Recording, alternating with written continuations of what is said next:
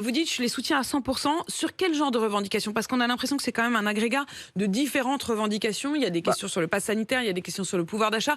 Qu'est-ce qui vous mobiliserait?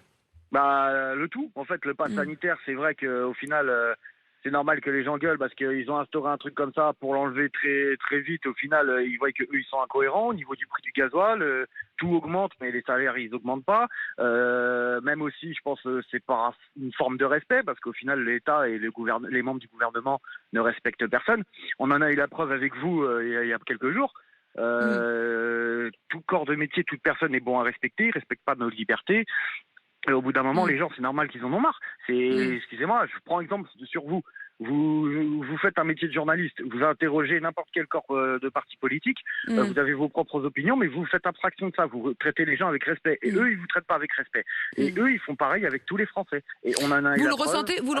en fait, vous le ressentez, Tony, vous ressentez, alors j'imagine que vous faites référence à l'interview avec Gérald Darmanin, le ministre de l'Intérieur, C'est mais ça. Tony, plus globalement, vous ressentez une forme de mépris, en fait, depuis le début de ce quinquennat. Ah oui, oui, mais clairement, mais carrément, Mm. carrément, Mm. carrément. Et donc, C'est même mais, bien avant. mais Tony, au fond, quand vous voyez que dans moins de 2 mois maintenant, c'est le premier tour des élections, est-ce que c'est pas comme ça que vous pouvez manifester votre désaccord avec la politique et donc en choisir une autre? Non, parce qu'au Mm. final, pour moi, après c'est mon opinion, je sais très bien qu'il y en a beaucoup qui disent oui, allez manifester, prenez les urnes et allez voter. C'est comme ça, Ouais. ce sera une forme de manifestation. Mais au final, ça fait des années, des années Ouais, que vous y croyez plus, les quoi. citoyens, voilà, personne n'y croit. Mm. Comme ça en parlait, je crois que c'était hier dans les grandes gueules. Ouais. Ça, n'importe quel gouvernement, par exemple, il parlait d'un référendum sur l'Europe. Les gens ont dit Mm. non, mais ils l'ont fait passer. Oui, vous parlez du N'importe qui. référendum de 2005.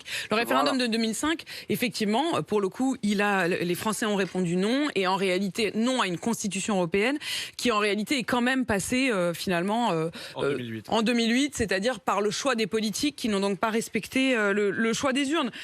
Tony, si je reviens quand même à cette question des convois de la liberté, vous êtes dans l'Essonne ou vous êtes déjà sur les routes, mais si vous en voyez qui passent, ou si vous regardez un peu s'il y en a qui passent dans votre coin, est-ce que vous irez les saluer? On a vu quand même des mobilisations le long des routes, au moins pour... Franchement, je les klaxonne, je fais tout ce qu'il faut, je les soutiens. Et si je tombe dans un bouchon, bah tant pis, je me ferai enguirlander par mon patron, mais je vais dedans. Je vais mais, dedans. mais vous y êtes dedans. Tony, merci en tout cas pour votre témoignage ce matin. Bonne route, Il n'y a pas de quoi, soyez merci. prudents, à bientôt.